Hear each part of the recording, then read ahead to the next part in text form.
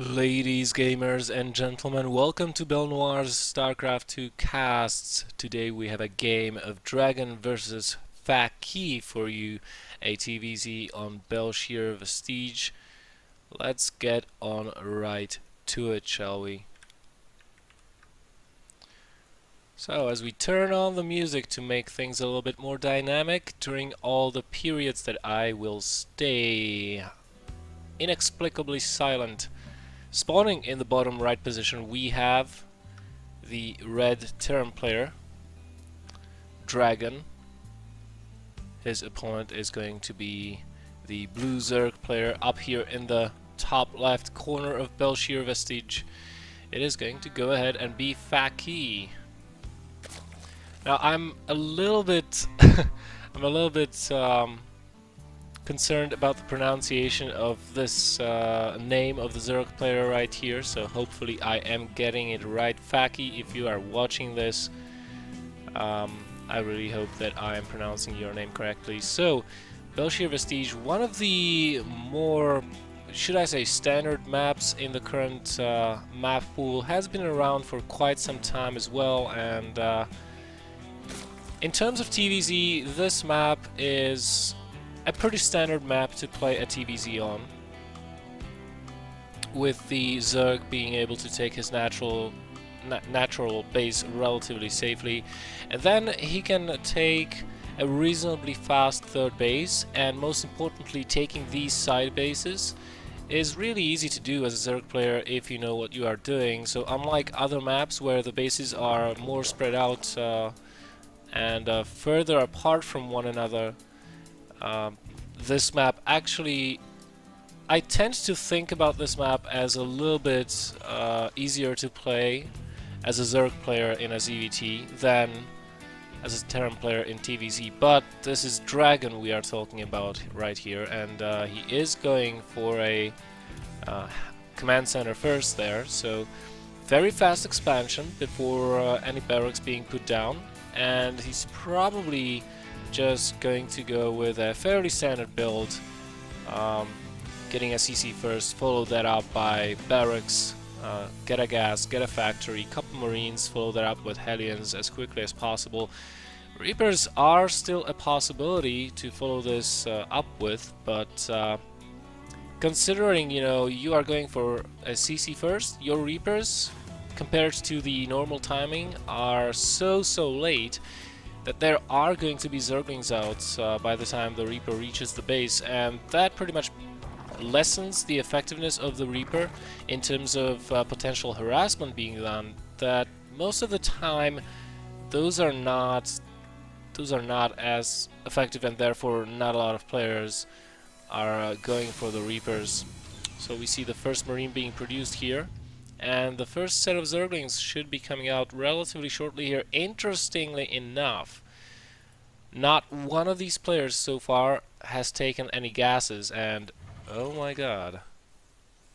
Am I seeing this correctly? Because I am a little bit confused right now. Dragon, he is taking a third command center before getting any gases down. Only just now we see the refineries starting to being built. This is a very greedy opening. More importantly though, Phaqui, he's got no idea, and it's gonna be some time before he even finds out that this is happening, but he is taking a fast third himself. This is a smart thing to do, you know, seeing the command center first opening. He knows that any kind of pressure will come at least 2 minutes later than normally it would have, which means the first Hellions, if this were a factory follow-up, the first Hellions would be hitting his base at around 6:30 to 7 minutes if memory serves. So he still has some time, and he is taking his time and using it to take a very fast third base. So in terms of economy, Dragon and Phaqui should be quite even here. Now the thing is that when you are playing an, well, eco cheese, so to call it, it all comes down to, will you be able to punish your opponent's greed and will you be able to punish it effectively, and which player is going to be able to do so? Phaqui sees that there are more buildings getting built here at the front wall, just to defend versus any potential Baneling busts. Dragon not even scouting, not once in this game so far. So double NG base, this is a really greedy opening from Dragon. There goes the scan. He wants to know if there is a Baneling nest down, if there are any gases being taken, and well, Dragon has got pretty much a good piece of information he's gotten out of this scan. No gases seen. No Baneling nests of the sort. Double evolution chambers finishing up just now, and Dragon taking 2 additional refineries, but the Zerg player going into 1-1 immediately, getting a spine crawler just in case. As a Zerg player, generally, unless you are going for some sort of a timing, or you really need to build them, you don't want to be building roaches. Instead, you want to be, in general, you want to be going to the lair tech as fast as possible while staying safe, which is exactly what Phaqui is doing here right now. If we take a look at the unit counts, he only has a couple Zerglings out on the map just for map control, occupying those watchtowers. And Dragon, he'll just go ahead and harass with a couple of Hellions while he builds up the rest of his infrastructure, that is, add on additional barracks, add on a starport, and wait for his stim to finish. Only then will he be able to move out with his infantry. So cancel on the bunker as the Hellions are moving out. Let's see the reaction time for Phaqui here. Well, no reaction time whatsoever, and these 6 Hellions do fry that one Zergling off. I have to say, pretty good creep spread here for Phaqui. If he's not careful though, he might lose this queen. In fact, I think almost certainly he will. There it goes. The queen goes up in flames, and Phaqui forced to produce a lot of Zerglings right now. 14 more in production with 21 already on the field. He cannot engage these Hellions yet. There's not enough Zerglings to do this comfortably, but with the reinforcements streaming in, now he can try and go for that surround. The problem is, the speed is not yet done. The speed is, oh my god, he was going for that very fast lair and forgot link speed in the process. He even says, I think I forgot something, and Dragon's like, now. Pretty much that means that I have the reign of the map. But if we follow the game further, we see the spire going up, and Dragon taking a 3rd base right now, still does have more buildings building inside his base. We see multiple additional barracks being added on. Stim is researched, +1 is done, as for both the attack and armor, which will make the upgrades even. In fact, the timing of 2-2 is exactly the same for both players. The Zerg player is going to be able to breathe a little bit easier when that speed finishes, but the problem is that not having that speed has allowed Dragon to kill multitude of creep tumors in the center between his bases. He's gonna wanna remake those because as a Zerg player you generally do want the maximum amount of map control possible. Finally getting rid of those Banelings, those Hellions. First 10 Mutalisks on the way, as well as Baneling speed, and a couple engagements here.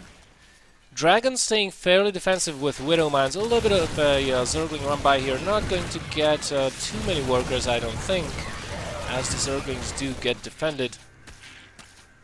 Let's see. We have 5 workers killed so far by Phaqui, as he is sending the Mutalisks towards the main base. Are there any missile turrets here? No, there are not, which means the Mutalisks will be able, or should be able, to get quite a few SCV kills there. Meanwhile, more links being produced and rallied over to this location, and Banelings being morphed immediately as the worker kill count is rising very rapidly here for Phaqui. He's doing a really good job with those Mutas. Oh, want to be careful. Don't want to lose Mutalisks needlessly. No, the thing is, Muta regeneration, health regeneration is so high. Oh my goodness. 21 kills, 19 kills on the second one. This was not a good move by Phaqui. Should have been a little bit more careful moving in with those links. But he's doing a good job of trying to go for multi-pronged attacks, and as long as he retains the meter count, this is going to be essential for him in the later stages of the game to kill medevacs, potentially Vikings. Because as long as those are alive, they are going to regenerate. Ooh, Banelings coming in. Good connection there for Phaqui. We can see the workers kill tab is through the roof at this point in time. Phaqui being really aggressive, and Dragon down to only 47 SCVs on 3 bases as the Zerg is on 4, and on 72 workers as well. 3-3 upgrades started for the Terran player though. And this is going to change things quite a bit. The infestation pit is halfway done. It will still take approximately 2 minutes before Hive is finished, and Phaqui is allowed to progress into 3-3 upgrades. Before that happens, however, these two armies will be on equal upgrades, and, well, Dragon will have a decent amount of time once his 3-3 finishes, where he will have a huge upgrade advantage. And 3-3 Marines, that's a force to be reckoned with, because they are really effective versus Zerg forces with their high DPS. But here we have an engagement, Dragon being backed into a corner. Banelings need to get the connections onto the infantry. Will they get them? Looks like they do, but still quite a number of Marines remaining despite the number of Banelings. Those splits were just too good, and these mutas, I don't know if they can actually engage this small force of Marines right now. I don't think they can, and Phaqui realizes this and is pulling back, which means this 4th base might be taken out before Phaqui is able to mount an effective defense. And it does go down. A Dragon, you know, getting into the stage of the game where it becomes increasingly difficult for the Zerg player to deal with the Terran forces, and just this little attack force, this task force that Dragon has here, should be enough to maintain this position. And if we look at the reinforcements coming in, Dragon is producing 10, 12 Marines at a time, 13 even. So Phaqui counter-attacking at the opposite side of the map. He just lost his 4th base. He cannot let that go on unpunished. He needs to kill as many workers as possible. The Widow Mine is burrowing, but no. Phaqui targeting down that Widow Mine just in time, and at least occupying Dragon for a little while here, forcing him to move back. Unfortunately for Phaqui though, he kind of missed the Hive timing, and he's only now starting in. Hive takes 100 seconds to complete, and then on top of that you have what, like 4 minutes almost for the 3-3 to finish, if I'm not mistaken. Let me just well, I can't check actually in this observer interface, but yeah, it should be around 3.5 minutes, 270 seconds or something like that. Don't take my word for it, but it's a pretty long time. And all of this time, Dragon can use to just take very effective engagements versus the Zerg forces, just by being up 2 upgrades over the ground army of the Zerg player, and the DPS of the Marines is going to make it so that he's going to be killing Mutalisks off very effectively as well. Not enough Banelings here to take out this force, I don't think. Yeah. Just enough Marines remaining to pose a significant threat to those Mutalisks, and without the ground army support, these couple of Mutalisks, only 12 of them, cannot engage those Marines. And you know, the problem with Banelings is that they cost gas, but once they explode, you're not getting that gas back. So if you don't get good connections, if you don't get good explosions onto that infantry of the Terran player, then you're pretty much wasting your gas and you will start running out of it. In fact, if we look at the resources, having lost 2 bases in a row and about to lose a 3rd one, Phaqui is in a lot of trouble here because he's running out of minerals. He's been producing a lot of Zerglings lately, and that's a mineral sink if I ever saw one. And look at the stream of units going in here by Dragon. This base will for sure go down, especially with good connections from the mine explosions such as that. Look at the Mutalisk count just dropping ever so fast. And even this Ultralisk cavern that Phaqui is transitioning into, I do not think this is going to be enough. Moreover, he doesn't have any infestors, so, you know, off-creep Ultralisks are very much kiteable. And if you can kite Ultras, without the fungals to stop you from doing that, you are going to be killing those Ultralisks off. And let me tell you right now, Ultralisks are not a cheap unit to make. It takes forever to build them. Yes, the build time was decreased compared to Wings of Liberty, but it still takes quite some time. You have to take into account that the Marine Medevac force is one of the fastest moving forces in the entire game. Now Dragon, he stayed on 3 bases this entire game, and it's coming to the point where he should be taking a 4th base. He does have the 4th command center finished, probably will be looking to move it over to here. That is why he is checking out that location, wants to clear any burrowed Zerglings potentially that might be there. I wouldn't be surprised if he left like 1 or 2 Marines. And in the meantime, he's moving towards the 4th base, or 5th base, however you want to call it, of the Zerg player. Widowmine's not burrowed quite in time, but still getting the explosions onto the banelings, and it is only Ultras remaining. And as I said, look how fast these Ultralisks have fallen. And this pretty much means that Dragon will be able to force a cancel, and being hard-pressed into a corner, unable to do anything, Phaqui is forced to call a GG.